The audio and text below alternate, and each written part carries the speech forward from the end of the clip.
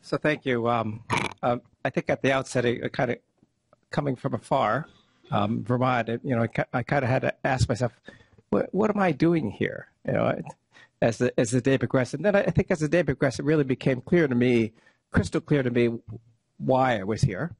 Both because, and really, what I'm going to share with you is a more of a narrative, qualitative story about how Vermont, from a policy perspective, implemented a statewide collaborative care model for opioid use disorder, and how we did that in the midst of this opioid crisis. And I think at the outset, I just have to say I really have been inspired by the people I've heard today. This mix, the wonderful mix of passion, science, and art. Really has been inspiring, and I have to say one of the reasons it's hard to refuse, Gary, is you guys have done such great work here in terms of your regulations and the structure you have under labor and industry. So certainly my hat's off to Gary and all of his team about the wonderful things you do. So easy to get here. I oftentimes speak of myself as a kind of a reformed politician because I'm no longer in politics, and a converted clinician because I understanding kind of the nexus and importance of having that clinical experience, but also the power of whether it be legislation or policy to actually implement significant change. So for disclosure, I have nothing to disclose. I actually don't even have a job right now. And all the slides I have were from when I was a health commissioner, and they're all public. So it's all public record slides. So, but I do have an adventure up I can talk to people about later. So as we heard time and time again today, a lot of it's about leadership. And, this was certainly an unforgettable day in my life when the governor devoted his entire State of the State speech in 2014 to the challenge and the crisis of the opioid abuse, addiction, and overdose. Now, about in December, he kind of dropped it on me that he was actually going to do this, and of course I ended up helping to write helping him to write it, make sure all the numbers are right. And as we're for this journal I subscribe to, as Kate was writing this article, I was texting her back and forth in the balcony of the State House, making sure she had her numbers right. So that's one of the things you could actually do as a health commissioner. So he did this for obvious reasons, which is he traveled throughout the state, and every time he'd go and start talking about the economy or education funding, somebody would pull him aside and say, tell them their story of whether it be their son or their child that got too many opioids for their wisdom tooth extraction, and the rest of the story, and that son is no longer with them. And so the kind of the heartbreak in our small rural communities related to this crisis. And that's really what propelled him. I had already been started down this road because it was pretty obvious to me the year before that something was going on. And I won't spend much time on this, but clearly Washington State, as Vermont, you have to attack this in a comprehensive manner on many different levels. And I'm going to speak today about, and we've heard about education, we've heard about tracking and monitoring, and we've also heard about regulations in terms of prescribing. And today I'm going to talk more about in the treatment and recovery piece side.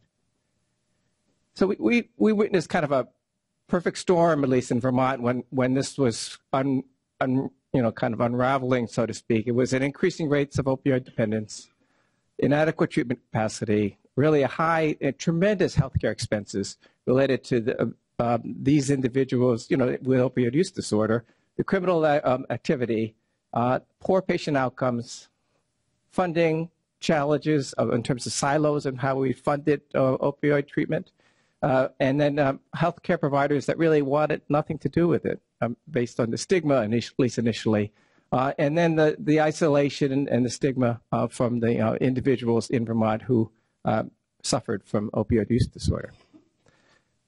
I think just that this is really a remarkable graph. I show it all the time. And the black hump is the time between first use and presenting to treatment for opioid users.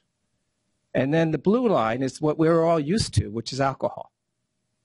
And you could see that the average from starting to needing treatment is only 8 years for opioids and about 25 years for alcohol. And you can see because of that, this is why we're all scrambling right now in terms of opioid treatment, because it's a concentrated bolus of individuals we're sitting right there at that peak. And you could look at your demographics, who's presenting for treatment, and it all makes sense. So our policy goals were to develop an integrated approach through healthcare reform, take advantage of the Affordable Care Act to create a health home for primary care for opioid use disorder, to treat them in OTPs, opioid treatment programs, and also using outpatient opioid treatment. To improve access to addiction treatment, to integrate health and addictions care for health home beneficiaries, to better use specialty addictions programs in the general medical settings, and to improve health outcomes and promote stable recovery. So those were the goals in our system. We based this really on infrastructure that was in place in Vermont, which was our patient-centered medical homes that already has been funded and in place with enhanced payments to primary care practices for NCQA certification in a per member per month payments. We also, and they do all the traditional things in a kind of an advanced care practice medical home. We have the traditional, and on top of that, we layered what we have in our communities. It's called the Blueprint for Health, and it's community health teams in all that virtually covers about 3/4 of Vermont. And these are oftentimes non-clinical providers, sometimes clinical providers that work in the community, work with all the practices kind of at a community level that are funded by multi-payer funding. So they're funded by Medicare, funded by Medicaid, funded by the private payers. So it's kind of payer blind in terms of who gets these services. Sometimes it's social workers, sometimes it's mental health clinicians, sometimes it's dietitians, sometimes it's nurses. So it could be the mix. The community decides what they want to do, and they work with all the primary care practices. And they provide some of the care management, and from these community health teams are the MAT teams, the medication-assisted treatment teams that I'll talk about, that really are the cornerstone of how we do this in a collaborative fashion in the primary care practices. And then on top of that, we layer the mental health and substance abuse providers, the independent clinicians, the OTPs, the kind of specialty care. So again, building on our underlying healthcare reform, integrating the substance abuse treatment into that. So the model really is based on either on your left, the OTPs, which are SAMHSA-regulated entities that dispense methadone, and we actually provide increasing care and an enhanced rate to them based on this health home model. And they just have to provide some of these integration services with primary care and also some of those other comprehensive services, care management, care coordination, health promotion. And then the key, again, on the outpatient side are really providing people. So for each 100 buprenorphine patients, doesn't matter what really, it hasn't really mattered what their insurance is because they're almost all Medicaid. We provide 2 FTEs, one master's level clinician. It could be a social worker. It could be a behavioral counselor, and one nurse case manager. So let's just say, for instance, if you have a primary care practice and your practice altogether has 100 patients, then you actually get 2 FTEs. They're given to you. And those 2 FTEs obviously make a world of difference because these are obviously, they're just like chronic pain patients.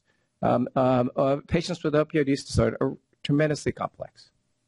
They're challenging, and it really is the challenge is getting past the I don't want them in my waiting room to oh, they're already in my waiting room. I have to take care of them, and it actually it's actually almost, well, I'm not going to say fun, but it's extremely satisfying to take care of them when you have a nurse, and a clinician to help you. And so the people that have been participating really will say that it's been a tremendous benefit. But obviously, that's money, right? And Medicaid is paying for that. Again, just to reiterate it, you have the hubs with the enhanced rate based on both dispensing methadone or buprenorphine, and then the health home services. You have the spokes with the nurse case manager, and the master's level clinician. I had to say I spent a morning in a spoke because we actually had to take away the license of the doctor. So I had to actually cover his patients. One morning I had my ex-license. As you might imagine, it was an absolutely enlightening experience. But as much as anything, because you can actually, I asked everybody, well, how's it going? How's the job? They all have jobs. How's the family? Well, most of it's okay. So I was actually impressed that at the level of stability and functioning of all the people that came in there to get their buprenorphine prescription. And they were all prepared. There was a chart. Everything was filled out. The urine test was done. They were all participating in their session. So creating a system, providing the underlying people infrastructure needed was really the key, I think, to the success of this. So we created this regional approach to delivering medication-assisted treatment, both the hubs in Orange throughout the state, and coordinating addiction treatment with medical care in the general medical primary care population, while providing both the specialty level care and in the spokes, in the hubs, and the primary care outpatient treatment in the spokes. And one of the keys, I think, to the success of this is that when, as we know, this is complicated. People have complicated lives. Something happens, you get unstable. You actually go back to the hub. So instead of coming every couple of weeks to get your prescription of buprenorphine, something happens in your life to make more challenging to you.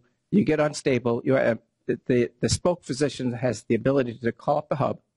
The hub will take the patient back to daily dispensing of medicines, a much more structured setting. So I think that kind of collaboration at these different levels of care really has a level of comfort for the spoke providers that really is essential for them to buying into this.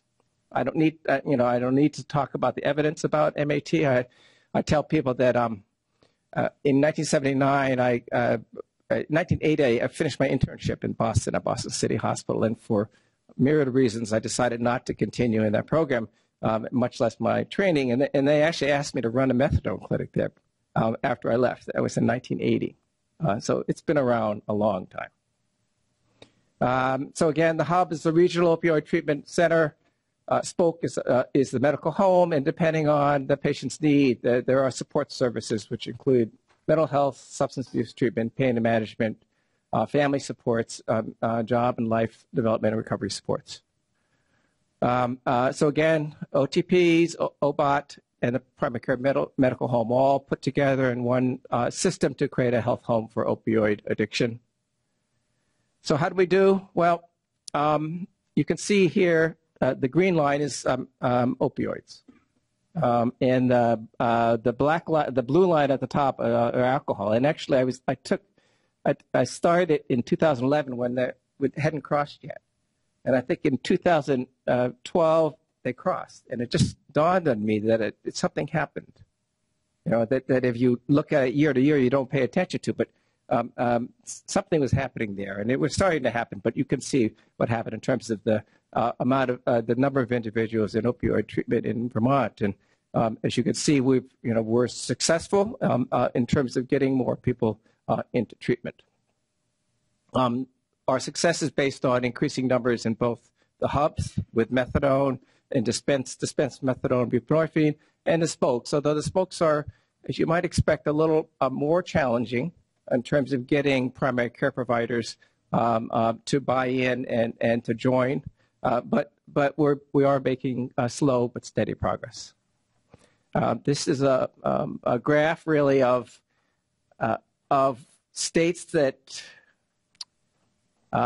take advantage of Medicaid coverage for buprenorphine, and you can see Vermont is one of the highest. So this is how we fund it, and this is how we fund our teams, our MAT teams. And so I just want to say, take advantage of Medicaid, at least while it's there, to actually help you in this endeavor. So how are we doing? I think we want to measure attitudes, and with both in terms of providers. We want to reduce use in the communities. We want to improve access to care with more physicians treating opioid use disorder, more OTPs, lower healthcare costs, and improve patient functioning.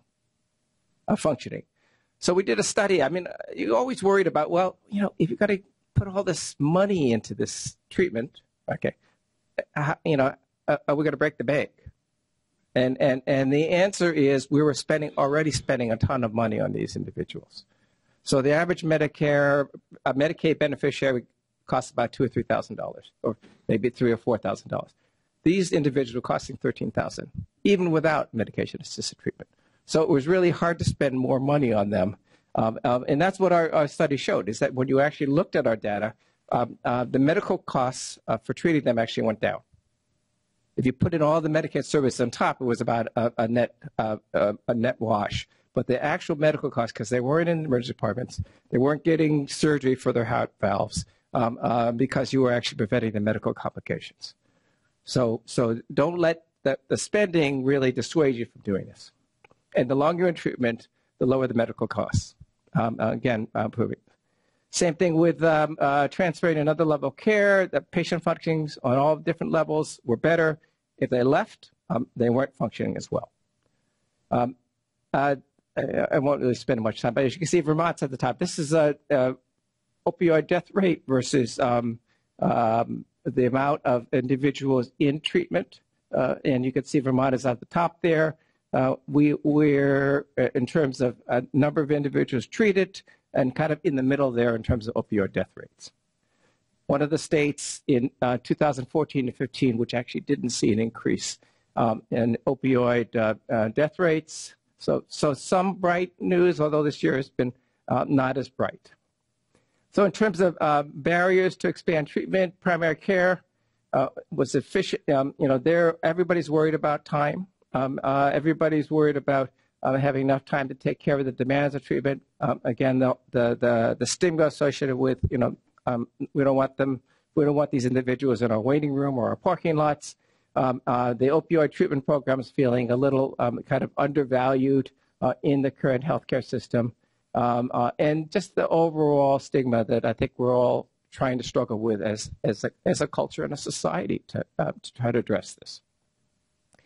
This is, we all need champions. This is one of our champions, a primary care physician up in Stowe. I believe that most doctors would find this practice surprisingly enjoyable. To watch a patient transition from lying, stealing, and using to working and parenting over a matter of months is uplifting. And she's somebody who we used, who feels that addiction medicine is just a part of the job. So you got to find those champions. Learnings. Enhanced staffing is best embedded within the practices. Organize MAT panels, consolidate scheduling, no co-pays or billing barriers to access. Use the same record that you would use for your healthcare, your more traditional physical healthcare. Leadership, have a MAT organize your workflow protocols, and inter-organizational collaboration agreements help, i.e. the agreements between the spokes and the hubs.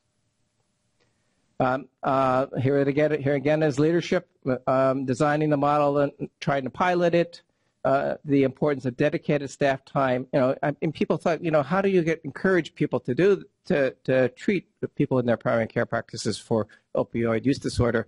You think about, well, is it just money? And the answer is it's not money. The answer is it's help. Whether the help is in terms of individuals, staffing, it's also a learning collaborative that has been very helpful. Workforce, you'll see time and time again as a challenge as we ramp up all of this treatment capacity, and then the bottom is just all about relationships. So what's working well? A statewide coverage model, the integration of primary care with specialty treatment, comprehensive care for addiction, integrated and coordinated, 3 systems, primary care and substance use disorder, and improved physician acceptance with the support that they're getting, and this bundled payment model that I talked about. Barriers was a new approach to startup issues, messaging to policymakers and the legislature, private insurance coverage, importantly. If you build it, they'll come. If they see the good results with it, the Blues have signed up to provide coverage, trying to find a physician, the challenge of integrating with social services and with the criminal justice system in terms of the substance use disorder treatment. And so anyway, it's really been a satisfying implementation in Vermont of a collaborative care model statewide, primarily funded by Medicaid, and to really acknowledge that the treatment of opioid use disorder really belongs to a large extent in the primary care setting.